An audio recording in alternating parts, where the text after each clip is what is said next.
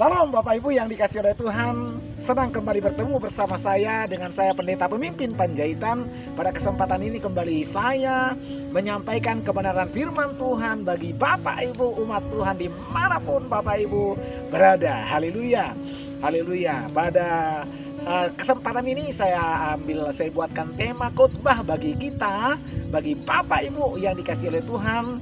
Haleluya, tentang nasib. Haleluya, tentang nasib. Haleluya, saudaraku yang dikasihi Tuhan. Dari kitab Yesaya 45 ayat 5 sampai dengan ke-7, saya sampaikan kepada kita demikian firman Tuhan. Akulah Tuhan dan tidak ada yang lain, kecuali aku tidak ada Allah. Aku telah mempersenjatai engkau sekalipun engkau tidak mengenal aku, supaya orang tahu dari terbitnya matahari sampai terbenamnya bahwa tidak ada yang lain di luar aku. Akulah Tuhan dan tidak ada yang lain, yang menjadikan terang, menciptakan gelap, yang menjadikan nasib mujur dan menciptakan nasib malang. Akulah Tuhan yang membuat semuanya ini. Bapak Ibu yang dikasihi oleh Tuhan, sesuai dengan tema khotbah yang saya sampaikan, maka Yesaya 45 ayat ke-7 kita garis bawahi. Di sini dikatakan saudaraku bahwa Tuhan yang menjadikan nasib mujur dan menciptakan nasib malang. Haleluya, haleluya. Ada dua hal, ada dua nasib yang kita telah bacakan tadi dari Yesaya 45 itu, yaitu nasib mujur dan nasib malang. Nasib mujur dan nasib yang malang. Maka saudaraku yang dikasihi Tuhan, haleluya, jikalau kita melihat seseorang memiliki nasib yang baik, ya, dengan apa kelihatannya dia memiliki nasib yang baik? Mungkin di dalam segala keadaan, di dalam segala situasi, dia mendapatkan banyak kemudahan-kemudahan. Nah, itulah yang disebut dengan nasib yang baik. Mungkin dia mudah rezeki, mudah dapat kerjaan, ya, mudah dapat ya berkat. Nah, itu yang disebut dengan nasib yang baik. Sementara nasib yang malang, nasib yang buruk adalah lawan daripada nasib yang baik, yaitu susah mendapat rezeki, susah mendapat pekerjaan, dan selalu merasa tidak keberuntungan tidak berpihak kepada dia. Jadi Bapak Ibu yang dikasihi Tuhan, apakah itu secara kebetulan? Menurut ayat yang kita baca ini ternyata bukan, saudaraku yang dikasihi Tuhan. Haleluya. Artinya saudaraku, jika seseorang mendapatkan nasib yang baik, nah itu adalah ketentuan daripada Allah. Dan jikalau seseorang mendapatkan nasib buruk, nah itu juga adalah ketentuan daripada Tuhan. Kenapa seseorang mendapatkan nasib yang buruk? Dikatakan jelas Bapak Ibu di dalam 2 Petrus 2 ayat 13. Nasib buruk itu diakibatkan oleh karena seseorang itu melakukan hal-hal yang tidak berkenan kepada Tuhan, yaitu hal-hal yang jahat. Saya akan bacakan Bapak Ibu yang dikasihi Tuhan. Dikatakan di dalam 2 Petrus, haleluya, 2 Petrus yang kedua ayatnya yang ke-13. Demikian Bapak Ibu saya sampaikan kepada kita, ya. Dikatakan demikian, dan mereka akan mengalami nasib yang buruk sebagai upah kejahatan. Jadi saudaraku yang dikasihi Tuhan, jika seseorang mengalami nasib yang tidak baik, nasib yang malang, nasib yang buruk, nah itu bukan secara kebetulan Bapak Ibu yang dikasihi Tuhan, tetapi nasib yang buruk dimiliki oleh seseorang oleh karena sesuatu hal yang dia lakukan dalam hidupnya, yaitu oleh karena dia melakukan kejahatan. Haleluya, haleluya. Jadi saudaraku yang di Tuhan, ada banyak orang berprasangka, ada banyak orang mengatakan, ya, bahwa oleh karena saya ada di tempat di sini maka nasib saya menjadi begini. Maka tidak sedikit orang saudaraku yang dikasihi Tuhan, ya, banyak mengadu, ya, ke berbagai daerah untuk mengadu nasib atau mengubah nasib. Saudaraku yang dikasihi Tuhan, maka kita banyak dengar cerita para orang tua, haleluya, supaya anaknya disuruh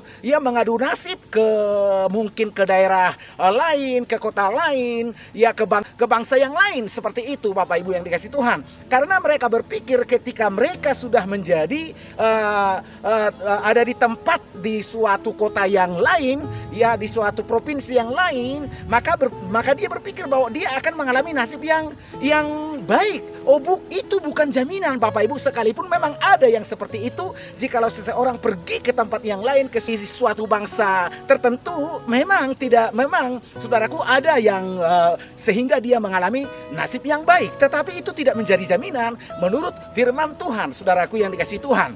Ya, jadi bagaimana saudaraku yang dikasihi Tuhan menurut Alkitab, menurut firman Tuhan, supaya kita memiliki nasib yang baik. Saudaraku, saya katakan kepada kita, nasib kita ditentukan oleh kita sendiri. Maka dengan itu, sesuai dengan kebenaran firman Tuhan, kali ini kepada Bapak Ibu saya sampaikan ada 3 hal yang kita harus lakukan supaya kita mendapatkan nasib yang baik. Yang dimaksud dengan nasib yang baik adalah memiliki kemurahan dalam segala hal dalam kehidupan kita, saudaraku yang dikasihi oleh Tuhan.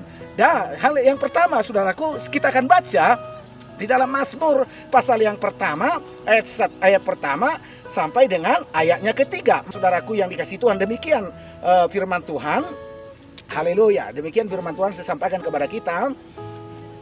Berbahagialah orang yang tidak menurut nasihat orang fasik, yang tidak berdiri di jalan orang berdosa, yang tidak duduk dalam kumpulan pencemooh, tetapi yang kesukaannya adalah Taurat Tuhan dan merenungkan Taurat itu siang dan malam. Ia seperti pohon yang ditanam di tepi aliran air, yang menghasilkan buah pada musimnya, dan yang tidak layu daunnya, apa saja yang diperbuatnya berhasil. Saudaraku, menurut Mazmur yang pasal pertama, Mazmur pasal pertama ayat pertama sampai dengan ketiga ini, ada beberapa poin yang kita harus lakukan sebagai umat Tuhan supaya nasib yang baik berpihak kepada kita. Yang pertama, saudaraku yang dikasihi Tuhan, haleluya, dikatakan dalam Mazmur itu, ya, berbahagialah orang yang tidak duduk dalam kumpulan pencemooh. Berbahagialah orang yang tidak menurut nasihat orang fasik. Berbahagialah orang yang tidak berdiri menurut nasihat orang berdosa. Jadi hal yang pertama yang perlu kita lakukan supaya nasib yang baik ya berpihak kepada kita, jagalah pergaulanmu, jaga pergaulanmu, karena banyak orang ya oleh karena pergaulannya maka dia mengalami nasib yang buruk. Saudaraku yang dikasihi Tuhan, jelas dikatakan dalam 1 Korintus 15 ayat 33, pergaulan yang buruk merusak kebiasaan yang baik. Maka dengan itu saya tekankan kepada Bapak Ibu, kepada Anda semua, baik muda-mudi, remaja, pemuda, dimanapun engkau berada, hal supaya Anda mengalami nasib yang baik, maka harus engkau menjaga pergaulanmu, Yang kedua, supaya kita mengalami nasib yang baik, ya, supaya kita diberkati mengalami kemudahan yang kedua, saudaraku yang dikasihi Tuhan, dikatakan jangan lupa memperkatakan firman Tuhan. Jangan lupa memperkatakan firman Tuhan dan merenungkan firman Tuhan siang dan malam. Itu jelas dikatakan, saudaraku, artinya supaya kita mengalami nasib yang baik, saudaraku yang dikasihi Tuhan, jangan menjadi pemberita-pemberita hoax. Jangan menjadi pemberita-pemberita bohong, tetapi beritakanlah kebenaran, maka engkau akan diberkati Tuhan, maka nasib yang baik akan menjadi bagianmu. Haleluya, saudaraku yang dikasihi Tuhan. Yang ketiga, supaya nasib yang baik, artinya ada kemunculan, ada berkat-berkat yang kita dapatkan, kita terima. Yang ketiga, saudaraku yang dikasihi Tuhan, kita harus menabur. Saudaraku yang dikasihi Tuhan, itu jelas di dalam dikatakan di dalam Kitab Kejadian 26, saudaraku yang dikasihi Tuhan. Kitab Kejadian 26 dikatakan, saya akan baca kepada kita ayat 12, saudaraku yang dikasihi Tuhan. Kitab Kejadian 26 ayatnya yang ke-12 sampai ke-13. Maka menaburlah Ishak ya di tanah itu, dan dalam tahun itu juga ia mendapatkan hasil. Ingat Bapak Ibu, saudaraku, dimanapun Anda berada, dikatakan yang ketiga, supaya nasibmu berubah, Anda harus menabur. Artinya Anda harus melakukan sesuatu, Anda harus bekerja, jangan bermalas-malas.